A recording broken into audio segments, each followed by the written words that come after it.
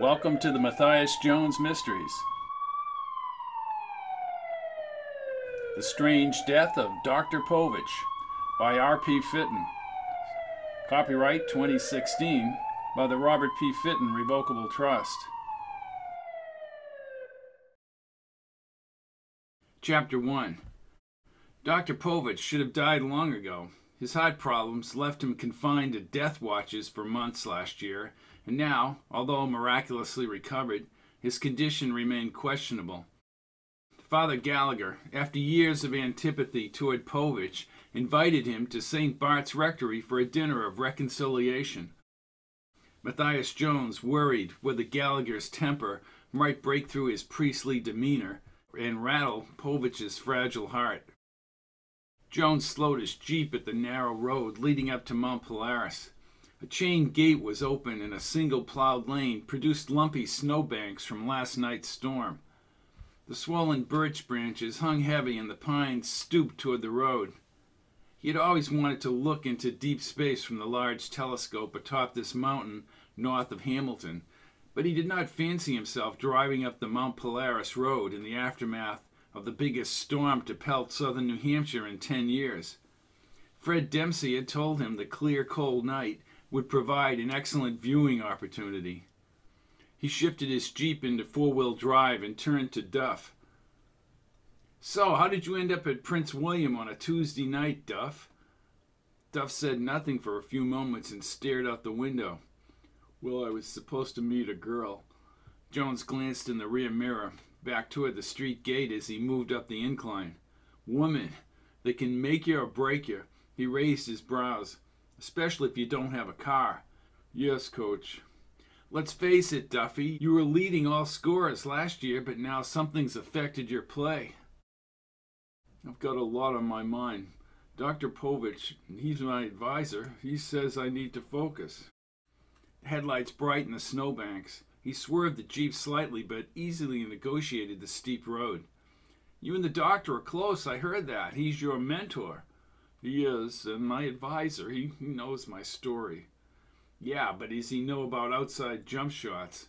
The freckle-faced Duff smiled, but continued to look out the Jeep window. "I've never been up here after a big storm. You sure it's cleared at the top?" "Well, I guess they plowed the top. I called campus security to unlock the gate. Bucky, you know Bucky." "Oh, campus insecurity." Duff balanced his chin on his palm and stared silently into the passing trees lining the outside guardrail. Duff was edgy ever since he got in the Jeep at the Hannibal Mall in Prince William. Jones held the wheel with one hand and kept his right hand on the stick shift, as if removing his hand from the lever might cause some great tactical problem. "Bucky has his own ideas about police work. We have to keep reminding him he's in charge of the campus security and not a real cop." Duff stretched his long legs. "He gave me a parking ticket 2 weeks ago." Jones shifted again and moved the Jeep around the turn and started up a new hill. "Oh, you don't own a car?" "Well, I was driving Bernie Gazinski's Toyota. I parked it like everyone else does next to the gym." "Yeah, so what's the problem?" "I'm still trying to figure that one out." Bucky steps out of his little brown campus security car, pad flipped over and pen in hand. Jones nodded and laughed. "Oh, I can see the whole thing." "He waddles over in his uniform and tells me I'm in violation of Section 26 of the campus parking code. He said if I didn't move the car, he was going to have it towed off campus." "Yeah, well, Bucky had Dean Kent's car towed." "Of course, he didn't know it was Dean Kent's car," said Jones, shifting again. "Never mind that Nigel Kent is also the president of Hamilton College and has a license plate marked Dean. So what happened with the Toyota?" Duff pointed to Jones's blue parking sticker on the driver's side of the windshield. "Well, I showed him Bernie's sticker. It's good through the academic year." "Well, so what was the problem?" "He bends down on his hands and knees and starts crawling around on the pavement. He told me I was straddling the handicap space. I guess I was by a couple of inches. So he moves his pen around that little pad of his and rips off the sheet. $25. Jones rounded the corner that led to the final hill to the observatory. "Oh, come on. Seriously." Jones winced as he thought of traveling to an auto body in Prince William with Nigel and finding Nigel's Mercedes stuck between two rusted Ford Pintos from the 1970s. Duff, let me speak with Dean Kent, see if I can clear this ticket thing up. I think Bucky went a little overboard, said Duff, pausing and looking at Jones. Coach, I'm sorry. For what? They moved along the snowbank, now covering the guardrail high above the valley. Things are bothering me. Jones shifted again. The narrow plowed road leveled in the headlights. You want to talk about it? Duff shook his head. Well, I will. Okay. Jones tried to change the subject as he moved through the plowed snow. Dr. Povitch looked healthy when I talked to him at the last game when he invited me up here. Well, Dr. Povitch is lucky to be alive, said Duff. Yeah, he's been through it all, that's for sure. Everybody thought he was a goner last year when he was in that hospital down in Boston. He was there for months, wasn't he? Well, he came out of it, and Professor McIntire was shocked. Oh, yes, his art professor friend. He's got a good 20 years on her. Jones flicked the high beams as the road darkened through a birch thicket ahead, and the Jeep's large tires crunched the snow tracks. 34 years old, and I guess he's 62. I heard she likes to spend his money, said Duff. I guess Dr. Povitch's wife had some bucks, and his college texts are popular. Jones laughed and zipped through the woods. You know all the dirt on campus, Duff. You ought to start a gossip column for the school paper. Maybe start with the way this telescope was refurbished. But I guess that feud was smoothed over tonight. I'm very surprised that Father Gallagher asked Povitch over to the rectory. They hate each other, said Duff. The money from the Elton Foundation was set to refurbish St. Bart's. A tawny fox turned in the road ahead and his eyes glowed in the headlight's glare. He scurried into the darkness. I can't believe Povitch took on Gallagher like he did. Every cent went into this telescope. Elton's governing board leans toward churches and non-profit endeavors. Povitch convinced them of the observatory's merit in getting the money. Well, it may be a little bit more complicated than that. What did Father Gallagher say to him? Oh, you don't want to know exactly what Gallagher said to him. I thought he was a priest. Well, he is, but don't ever back him into a corner. He used to box and was a football player at Notre Dame. Without the Elton money, he was left to raise the $600,000 for the church renovation himself. Jones gazed at the Hamilton lights twinkling across the valley. The brighter Prince William city glare unfolded beyond the Devonshire hills to the west. I would have liked to have been a fly on the wall at that rectory tonight. Duff tapped his fingers on his thigh and looked out the side window. Jones shifted along a cable fence, supported by cement posts, half buried in the snow near the cliffs. He turned onto a long, straight wooded stretch. In the field beyond, two cars spewed smoky exhaust into the cold night air and cast their headlights across a chain gate. Oh, no, said Jones. What? Duff turned. Bucky Driscoll, why is he still up here? Fred Dempsey's maroon minivan was to the left, and parked diagonally across the mountain road was a dark brown Ford Focus.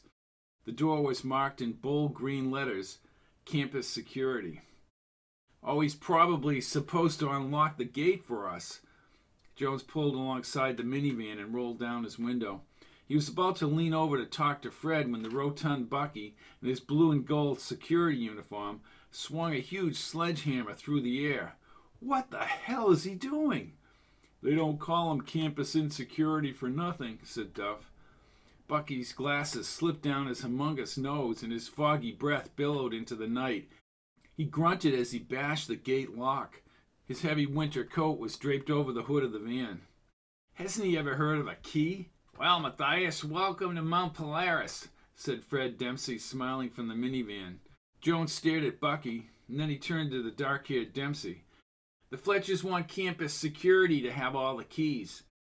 A sudden crunch and the sound of glass breaking sent Jones from the Jeep. Duff followed him around the minivan. Fred Dempsey looked on in astonishment as Bucky pulled a sledgehammer out of the van's smashed headlight. Bucky, you just hit my headlight. Hey, I ain't one to give up. I'm just glad to be alive to live another day. Bucky lifted the hammer into the air again, and everyone moved back. He growled like a distraught bear, swung again, but missed the lock and fell backward into the snow. Sitting on the icy road, he pointed at the lock. "You stupid lock!" Jones rushed forward and rubbed his hands in the cold. "Bucky, where's your key?" Still sitting in the snow, Bucky shook his head and pulled a cluster of keys from his coat pocket.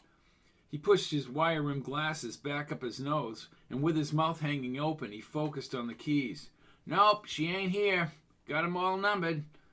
Jones zipped his parka. He tightened his face in the cold as he looked at Duff and Fred. Fred alternated glances between the broken headlight and Bucky. "Well, why don't we all get back in our cars? Dr. Povitch will be along shortly, and he should have a key." Nope, he don't. I took it away," said Bucky, using the hammer handle to leverage himself up. He grabbed both sides of his belt and tried to yank his trousers over his stomach. "You see, Dr. Povitch having that key would be a violation of school policy." Jones' fingers were numb and his nose stung. "I'm going back to the Jeep."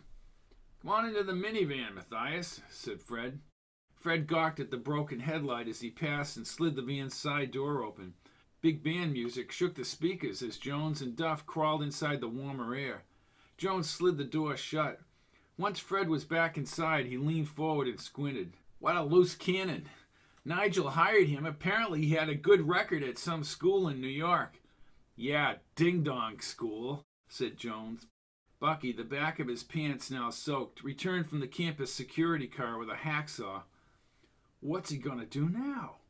Duff leaned forward. "Coach, he's going to try and cut that thick chain with that little hacksaw."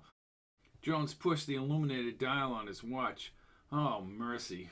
Fred, why don't we just walk the rest of the way?" "It's another mile, Matthias. If it were summer, I would." Jones closed his eyes for a second and reclined in the seat. He thought about the open chain on the bottom gate at the base of the mountain. Wait a minute, didn't he open the bottom chain? Wouldn't they have the same key? "Well, that would be logical, wouldn't it?" asked Fred. Jones nodded. "Except Bucky changed them last week for security purposes. And then he lost the key," said Jones, looking out at Bucky, hacking furiously at the chain. "No, he lost the key to the old lock." Fred turned down the radio, and an AM station out of Portland, Maine began a news broadcast. He pushed the FM switch and twisted the dial for the campus station. "Nice van here, Fred." "You like the van?" Jones checked the mileage. "Is that 275,000? Van looks newer than that." No, you're looking at the elapsed mileage, 275. I always push it to zero when I fill up on gas, so if something goes wrong with the gauge, as it has on occasion, I know how many miles I have left before I'm running on fumes. But I did cross the 140,000 mark. This van owes me nothing. I change the oil frequently." "Well, that's a ticket," said Jones, peering out the side mirror. Headlights shined down the cleared snow road. Jones checked his watch. It was 7:32. "Oh, good. Maybe this is Dr. Povitch." The car switched to low beams. Duff turned quickly. "It's Sergi's BMW." "Sergi," said Jones, smiling briefly at Bucky, still hacking the thick chain out front. "Unless the doctor has a key, I don't know why we're all so enthusiastic. Bucky is still sawing out there. We could be here all night." The gray BMW slowed and stopped behind Jones's Jeep. Jones slid open the van door and hopped into the frigid air. The BMW's driver's window electronically moved downward, and the bearded Povitch, bushy brows blending into his fur-lined hat, peered up at Jones. "Problem, Matthias?" he asked tersely. Jones moved closer to his puffy brown eyes. Povitch was usually a congenial man with a good sense of humor, but he did not seem happy right now. "Bucky, he lost the key to the gate." Povitch rolled his eyes, adjusted his cashmere scarf, and put on his brown leather gloves. Then he opened the door, slowly swung his body around, and stuck his feet into the snow. He grabbed the edges of the door and lifted himself up. Jones was not sure whether he would insult Povitch by taking his arm, but readied himself in case the doctor fell. Povitch shuffled in slow motion across the snow to the front gate, where Bucky was still sawing wildly and swearing openly. Jones could see no progress as he cut the cold metal. "Excuse me, Mr. Driscoll," said Povitch. Steam moved upward from the elongated, sweaty stretch along Bucky's back. In the cold air, he curled his lip upward and breathed heavily. "Huh? I believe you misplaced the key." "Ah, don't you worry, Dr. Povitch. I've had years of experience in security." Jones rolled his eyes and jumped up and down to negate the effects of the cold. He had coached football games in colder weather than this, but at least he could run up and down the sidelines. "Your hat," said Povitch. "Oh, I don't need no hat. The cold and me. Hey, we're good buddies," said Bucky, and with saw in hand, he faced the chain again. "No, the other day in my office you taped the key to the visor of your hat." Jones looked to his right and retrieved Bucky's hat from the car hood. Under the visor was a long piece of masking tape. The key was stuck to the adhesive when he peeled it back. Bucky, still looking confused, held the hacksaw in his hand. Jones pulled the key from the tape and handed it to him as Povitch slowly returned to his car. "Ha! No wonder I couldn't find it." Jones pinched the bridge of his nose. Bucky walked back to the chain and was about to place the key in the lock, but he dropped it in the snow. He bent over and scoured the ground. Jones threw up his hands and then stomped across the snow, almost slipping. He spotted the key near the gatepost, bent down and pinched it between his fingers. "Ha! You got an eagle eye there, Coach, an eagle eye." Jones thrust the key into the lock and popped it. He and Duff dragged the chain back across the road, but Bucky gripped the links and ran through the snow. Jones fought to maintain his balance. With the gate now open, he moved precariously to Povitch's car, and the electric window came down again. He handed the key to the doctor. "Here, I think you better hold on to this, Doctor." Hold it, called Bucky as he ran from the gate. "Let's not violate school policy. I need that key. I don't want to have to file a negative report." "Bucky, how about we just let the doctor keep the key?" "Matthias, I am out of compliance." Truer words were never spoken from the mouth of man. Povitch's window went up and he drove forward over the snowpack. Jones followed Duff into the Jeep as Fred Dempsey started forward, one headlight now illuminating the road ahead. Jones leaned out the Jeep window. Bucky stood with his hands on his hips. "Tough break, Buck. You'll just have to wing it." He shifted as Bucky kept ranting at the gate, and in the side mirror kicked the snow near his car. "Oh, yeah, stupid gate. Oh, you're a pain in the ass, you know that?" Bucky Driscoll. Chapter 2. An intricate mass of brilliant stars stretched across the cold winter sky. Jones and Duff walked through the snow toward the huge white dome housing the college telescope within a long cinder block building. "Where's the Big Dipper?" asked Jones. He gazed up again and followed Duff's extended arm upward. The familiar group of stars sparkled just above the Devonshire Hills and the Fletcher estate north of town. "I've always wanted to learn the constellations. What about those series of bright stars?" "Well, that's Orion, the hunter, watched by Cassiopeia." Jones scanned the sky as they reached the door. "Orion's the one with the stars in his belt, right?" "What was that, Coach?" Duff opened the metal door. "Duff, I'm trying to learn something. You're out to lunch tonight." The warmer air filtered out the door. "How do you know which stars are hot and which ones are cooler?" "Well, you can tell the temperature of each of those stars by the color. The bluer ones are hotter." Jones followed him inside the white cinder block foyer. Hanging metal-shaded lamps blazed from the high galvanized ceiling, and a group of offices faced the long white telescope. Povitch clutched the metal frame of an open elevator and rose 15 feet to the telescope platform. Jones banged his boots on the cement. "Are you all right, Doctor?" Povitch was unusually pale and breathed heavily. Jones feared the confrontation with Gallagher and the confusion at the gate might have shaken him. "I'm afraid I'm just a little fatigued this evening." "We can cancel." "No, I'm all right. I am." He paused and stepped onto the metal grid and trekked to the black vinyl observation chairs at the telescope's base. He carefully lowered himself to the front chair.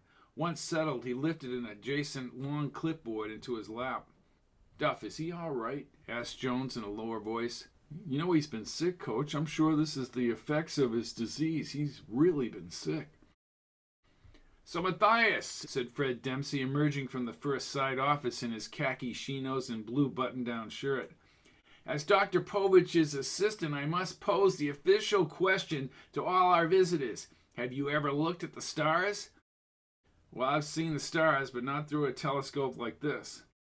"Completely refurbished. Big bucks," said Fred, loud enough for Povitch to turn. As Fred crossed the room toward a spiral staircase, Duff leaned over and whispered, "That's taking away a lot of stained glass windows at St. Bart's." "That reminds me," said Povitch from above. "You were supposed to finish the report on expenditures here, Fred."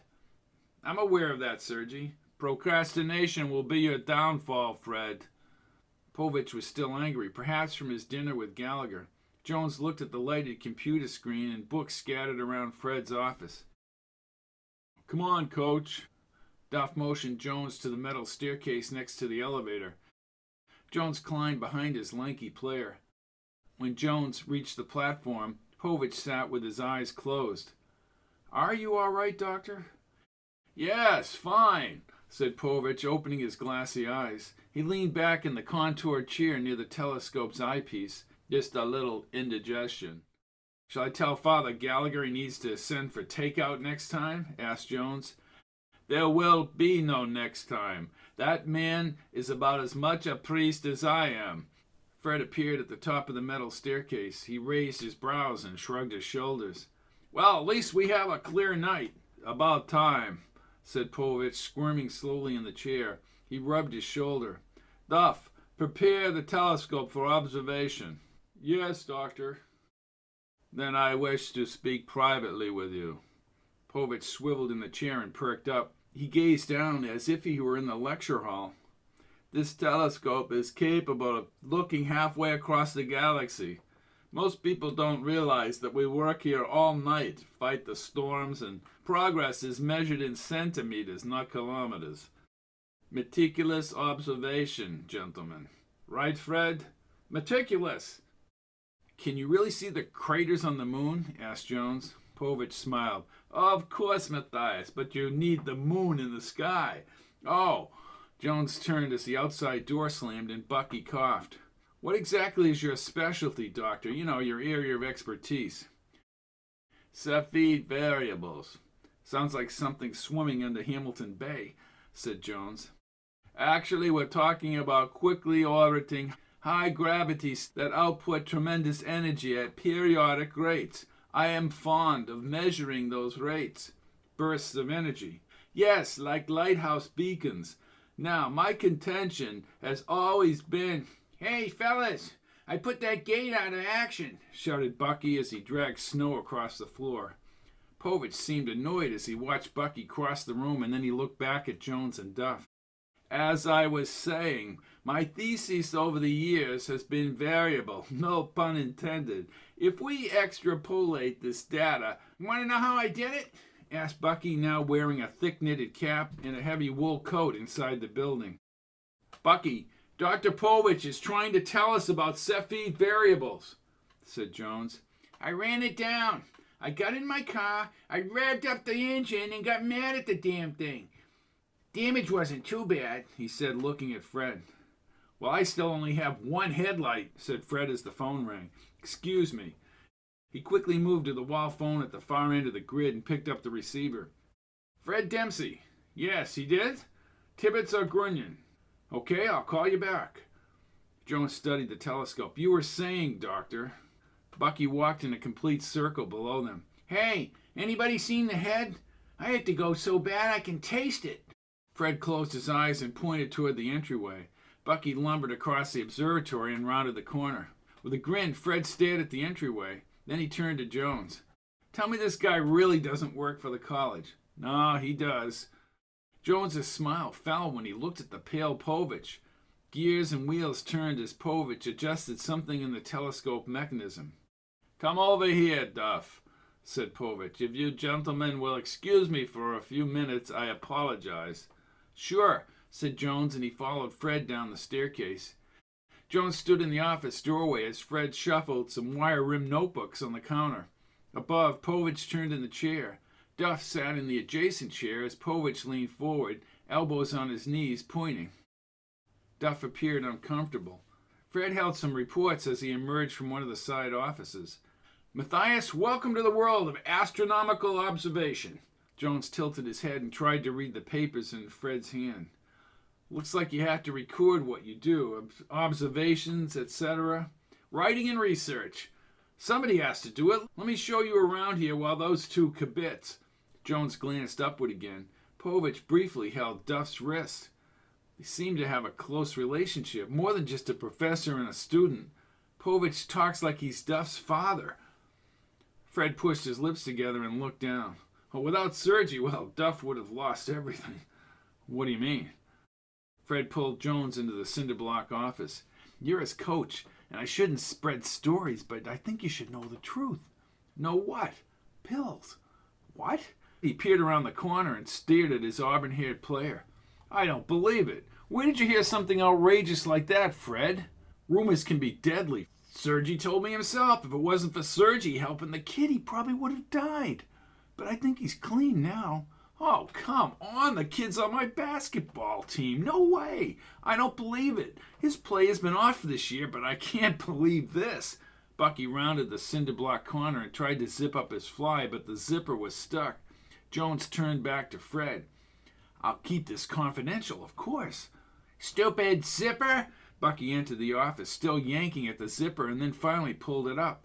The heat from the long metal wall units warmed the office, but Bucky positioned his stocking cap over his forehead and zipped up his heavy coat to the neck. There! You know, Matthias, my sister wants to go out with you.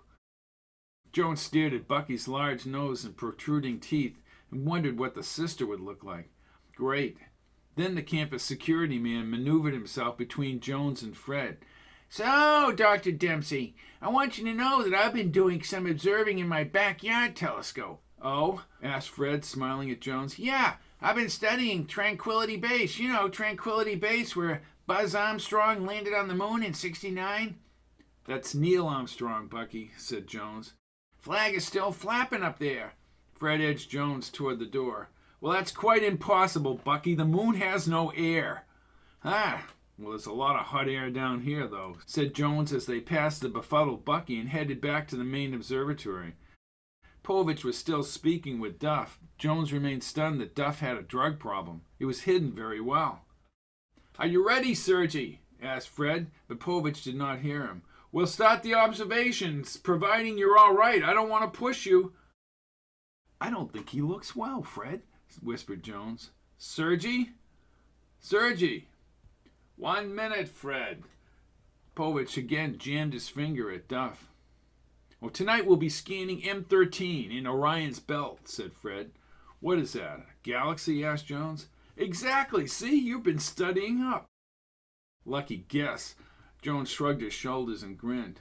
Duff stood quickly and asked Povitch if he was all right.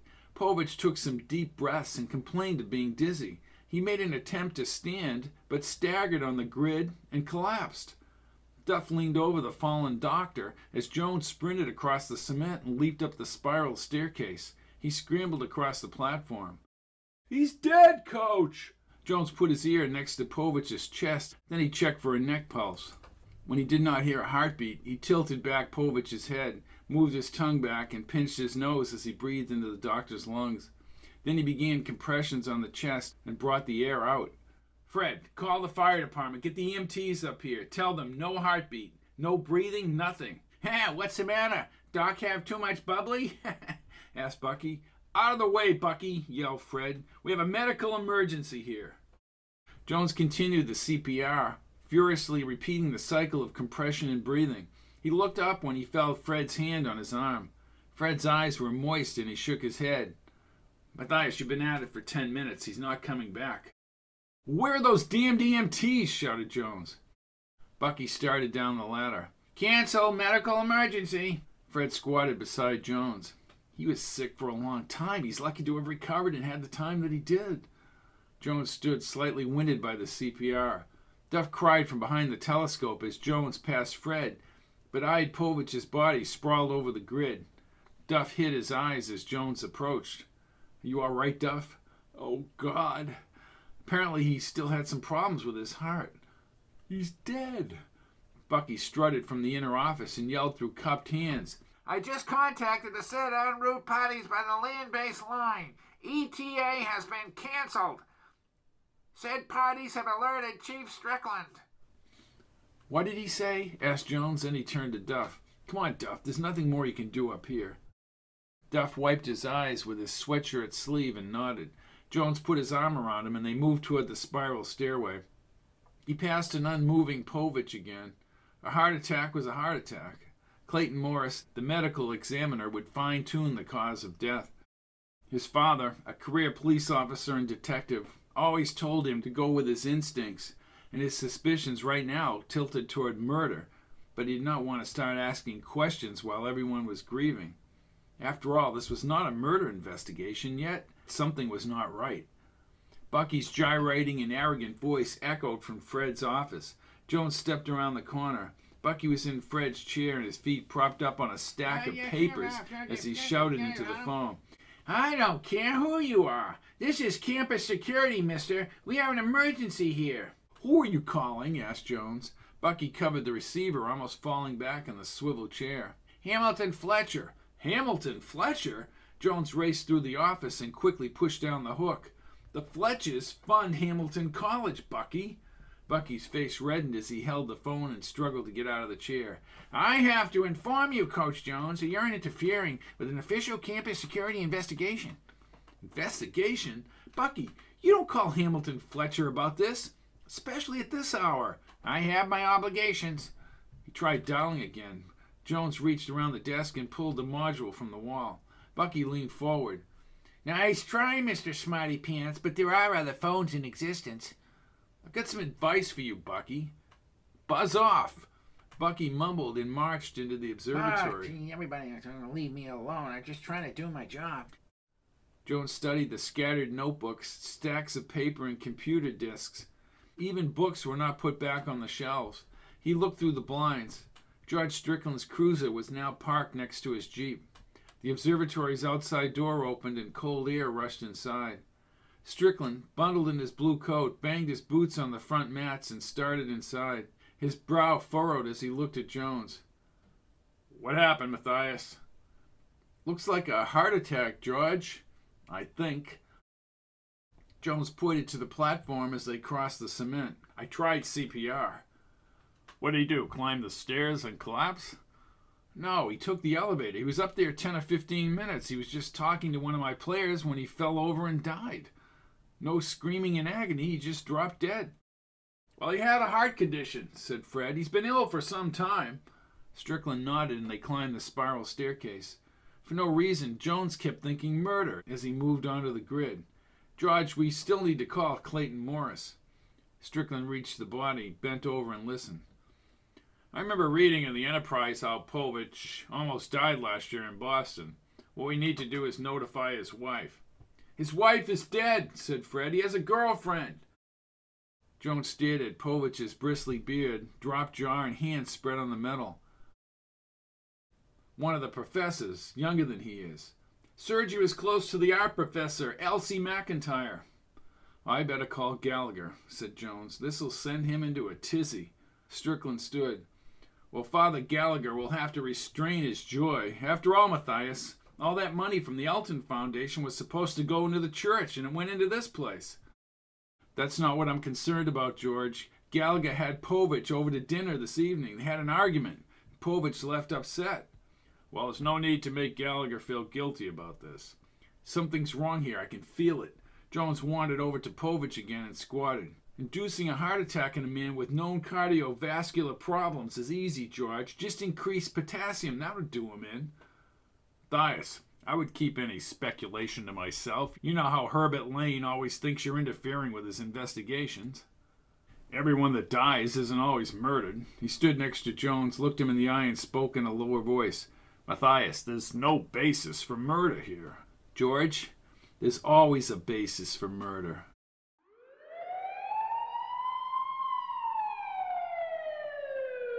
Thank you for listening to the Matthias Jones Mysteries. The Strange Death of Dr. Povitch by R.P. Fitton. Copyright 2016 by the Robert P. Fitton Revocable Trust.